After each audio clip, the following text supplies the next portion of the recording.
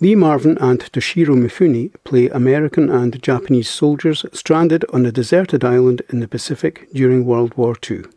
In such a situation of isolation and mutual dependency, it is clear that it would be advantageous to set aside political, cultural and historical differences, as both men have to confront the challenges of nature, a motif common to a number of John Boorman's films, in order to ensure survival.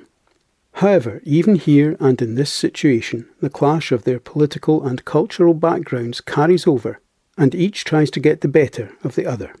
On top of, or perhaps because of, a failure to communicate, each regards the other with suspicion and fear, showing scant understanding and consideration for one another as human beings, opting to maintain their established and ingrained hostility, seeking to prove superiority and refusing to share resources. Each also shows cunning, courage, determination and spirit, suggesting a positive outcome is possible if only they can overcome mutual distrust and fear. This small island and the issues these men are facing may be viewed as the Earth and its human population in microcosm. Mankind is split into a variety of political, social and cultural factions who, ultimately, would benefit from cooperating with one another to ensure survival and security for all, rather than vying with one another to ensure personal or national success.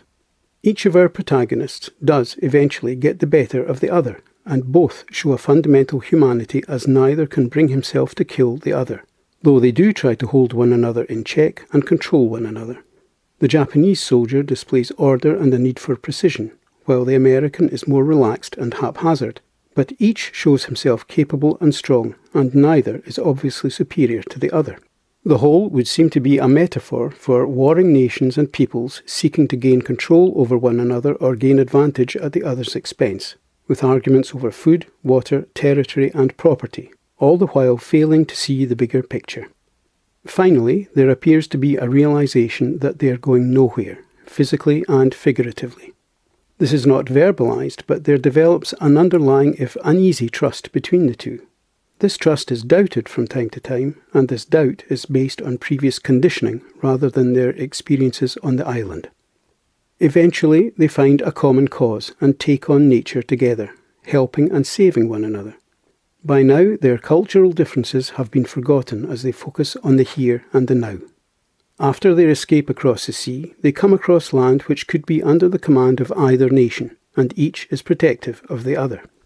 Through these two soldiers, we are shown how people can live and prosper together if they focus on what they have in common, including common dangers and challenges, rather than concentrate on their differences. However, once again surrounded by cultural memories and photographic reminders of reality, they start picking at one another, only for both to be killed in a bombing raid on the island, indicating the madness of war and the possible result for mankind if we allow our differences to overwhelm us. Much has been made of alternate endings for the film. I have only ever seen the destructive one, but apparently there is another version in which they argue and go their separate ways. I must say I find the former more effective in terms of a warning of the implied ultimate result if we fail to make the effort to get on together. This intense and spare film, featuring just two main characters, will not be to everyone's taste, but it does bring its own thought-provoking rewards. Although the film fared poorly in terms of box office results on its release, it is now rightly considered to have cult status. My thanks for taking the time to watch this video. I hope you found it of some value.